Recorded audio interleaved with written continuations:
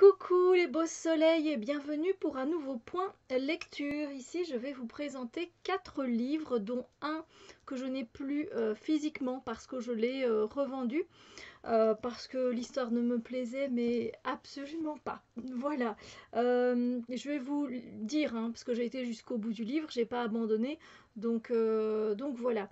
Le premier que je viens vous présenter, c'est le tome de Ivy Wilde, Meurtre, magie et télé-réalité d'Hélène Harper, aux éditions MXM Bookmark.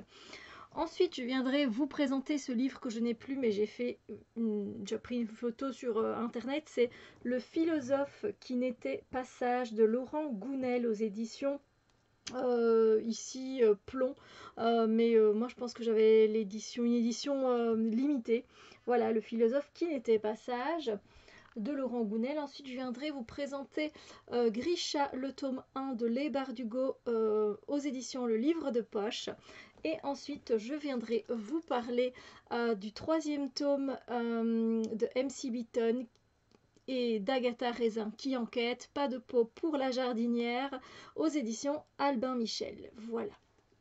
Alors, donc, on commence par le tome 2 de Ivy Wilde. Dans le premier tome, on rencontre Ivy Wilde, on fait sa connaissance, et en fait, on voit que c'est une sorcière qui est assez fainéante, qui aime bien être affalée dans son canapé avec son chat, son familier.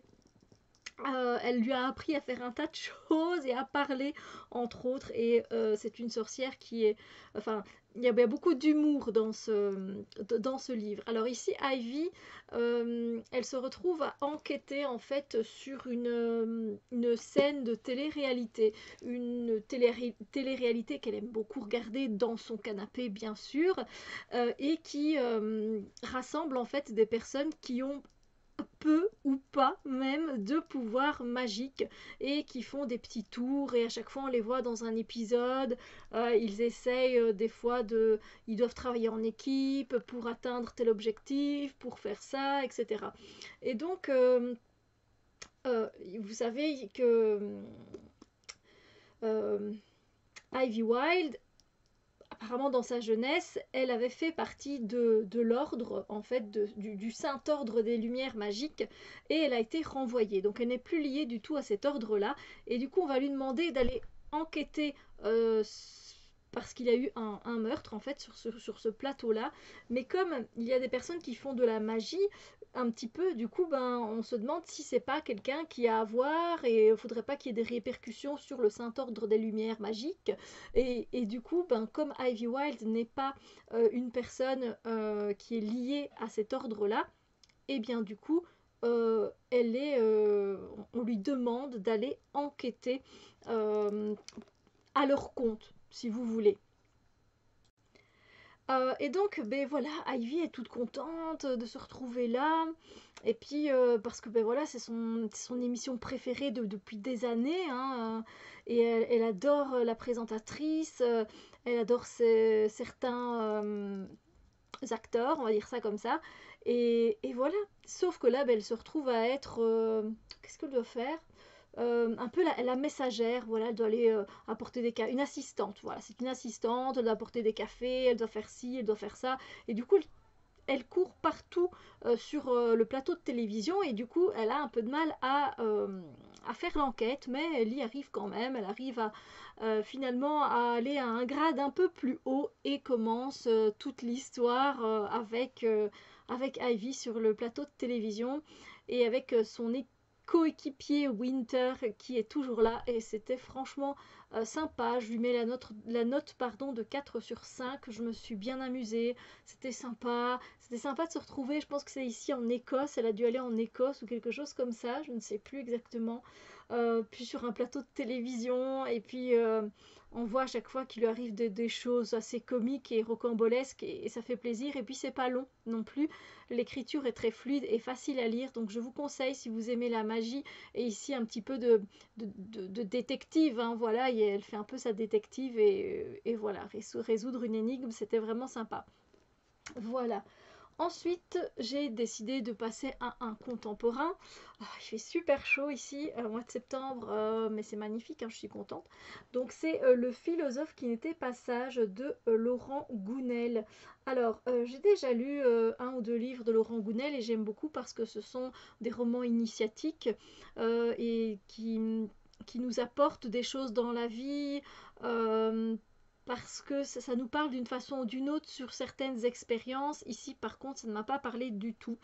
Euh, En fait, on va retrouver. Alors, je pense que c'est Sandro. Excusez-moi si je si je c'est pas le bon prénom, mais je pense que c'est Sandro. J'ai essayé un peu d'occulter hein, cette histoire.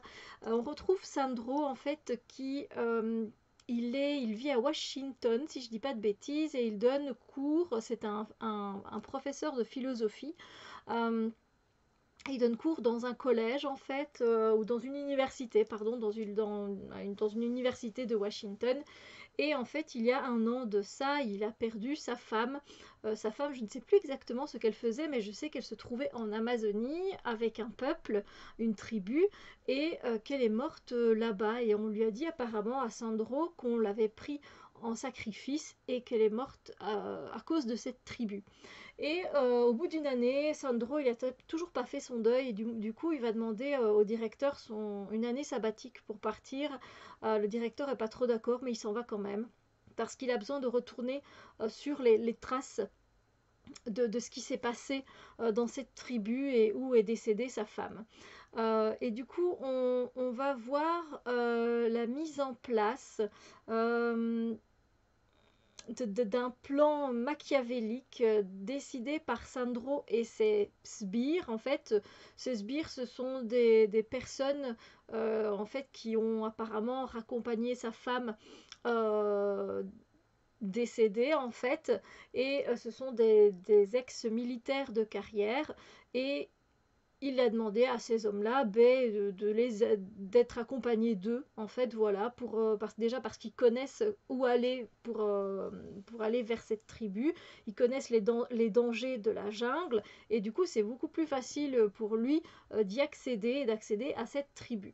Et donc, ils vont s'installer un petit peu en marge de la tribu, et en fait, on fait connaissance finalement d'une tribu, mais qui est en union avec Terre-Mère en fait et avec Gaïa, et ils sont tous heureux, ils ne manquent de rien, ils n'ont jamais connu le manque en fait parce qu'ils n'ont pas été élevés dans la compétition, dans le fait d'être le plus beau, d'être le plus intelligent, d'être le plus fort, etc. Et du coup, il n'y a pas toute cette compétition, du coup, il n'y a pas ce manque, et du coup, ils sont en harmonie avec les uns avec les autres.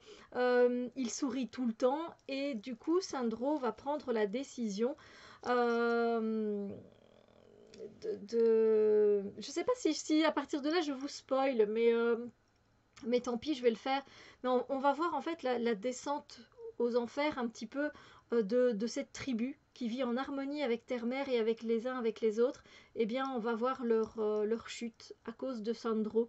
Parce que Sandro veut les faire souffrir, mais pas spécialement les faire mourir, mais qu'ils connaissent ce manque, qu'ils connaissent cette compétition que nous on vit.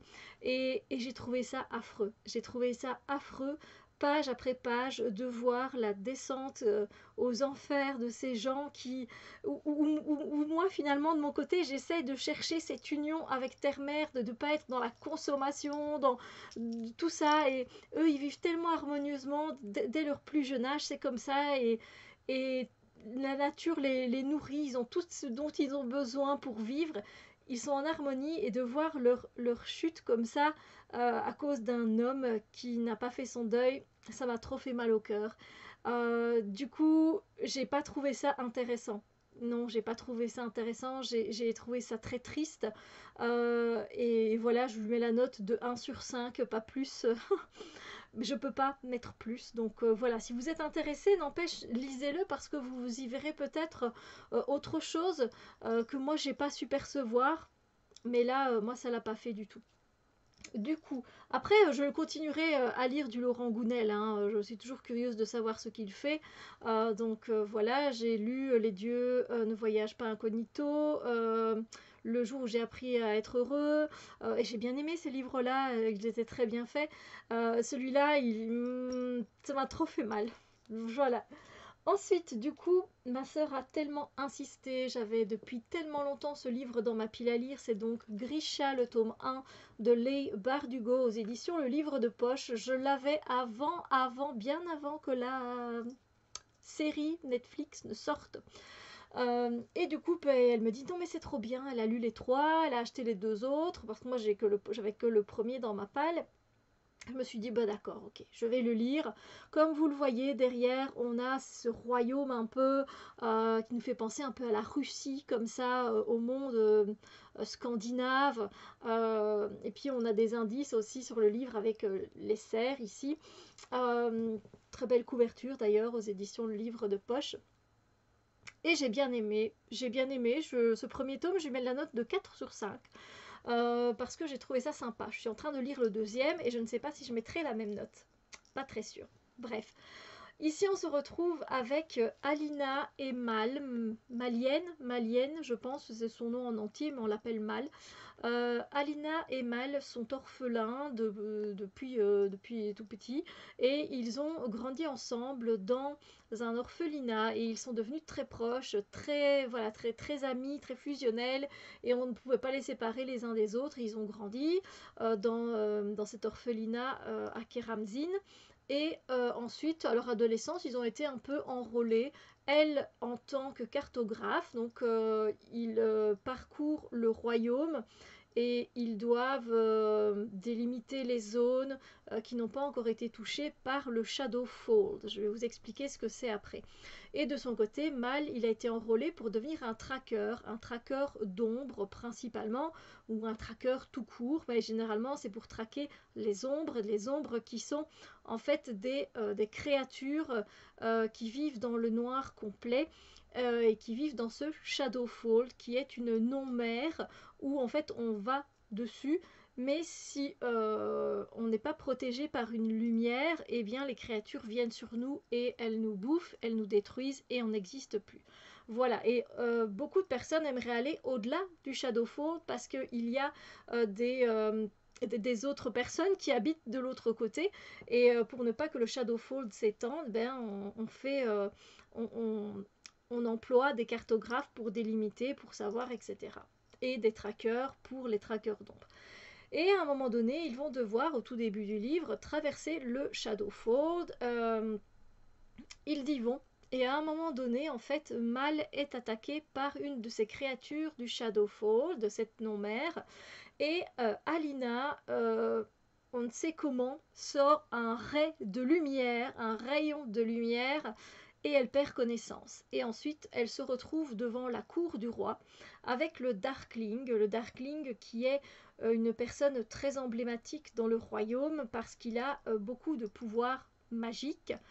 Il est quand même craint, hein, voilà, faut le savoir.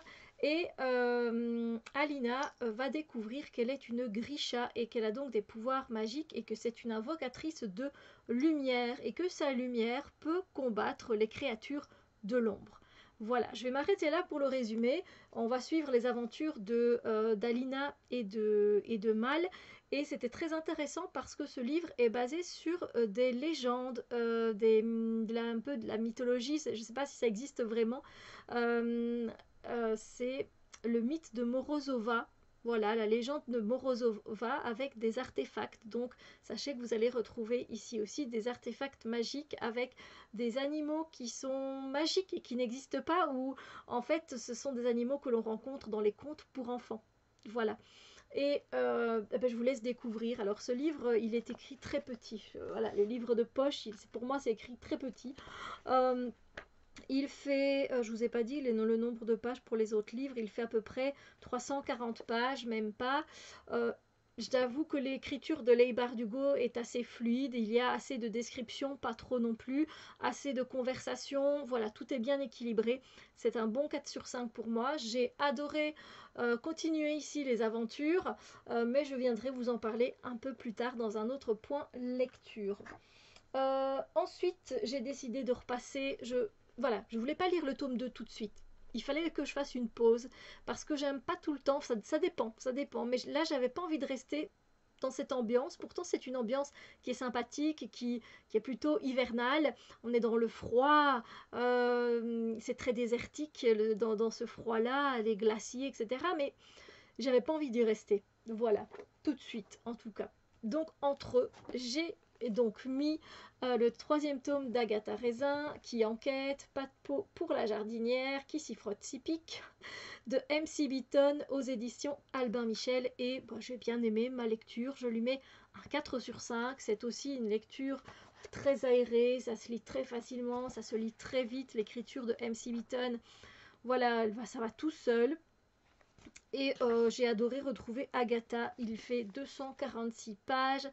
Voilà, c'était une très bonne pause après avoir lu un monde un peu plus complet et riche, j'ai envie de dire. Du coup, ici, on se retrouve avec Agatha qui doit enquêter. En fait, Agatha, elle a pris des vacances. Et elle revient de vacances et elle constate qu'il y a une nouvelle venue dans les Cotswolds, là où elle habite. C'est où qu'elle habite encore? Je ne sais plus, mais c'est dans les Cotswolds, c'est ça, oui. Donc, en Angleterre.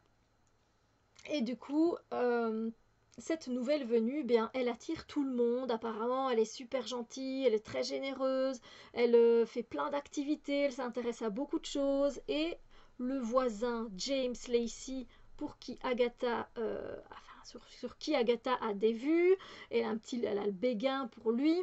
Ben, notre chère Agatha, ben, elle est un petit peu jalouse hein, du coup de cette nouvelle venue. Pour finir, elle arrive à faire ami-ami avec elle. Et ici, le thème du livre, c'est l'horticulture en fait, parce qu'il y a le festival annuel de l'horticulture et c'est celui qui a cultivé la plus belle fleur, la plus belle plante, qui remporte le prix du village. Voilà. Et du coup, Agatha qui n'a pas du tout la main verte, elle, comme dans le premier tome, elle fausse un petit peu le bazar et avec un de ses amis, elle demande à faire venir une serre toute préparée avec des plantes tropicales, etc. C'est comique, c'est cocasse, c'est chouette, c'est sympa, ça divertit et ça fait son job. Après, je sais qu'il y a quasiment une vingtaine de bouquins en anglais. Je pense qu'il y en a 15 ou 16 qui ont été traduits en français. Est-ce que j'irai jusque-là? Je ne sais pas. Ce qui est bien, c'est que il y a à chaque fois un thème différent. Le premier, c'était la quiche, donc c'était la cuisine. Le deuxième, c'était... Je ne me souviens plus. Le deuxième, je ne sais plus. Euh... je ne sais plus. Je ne sais plus, mais c'était encore un thème différent. Et ici, on se retrouve avec l'horticulture. Et je sais que le prochain, je l'ai commandé, c'est sur la randonnée. Donc, c'est sympa de retrouver des enquêtes qui sont finalement dans les Cotswolds et autour des Cotswolds. En Angleterre, ça fait plaisir. Et puis, j'aime beaucoup les personnages qui sont là. Ils sont super sympas.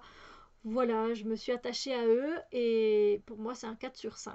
Voilà. Donc je vous conseille tous ces livres, même le philosophe qui n'était pas sage, hein, si ça vous dit, n'hésitez pas, c'est juste que c'était trop fort pour moi, voilà. Je suis trop sensible.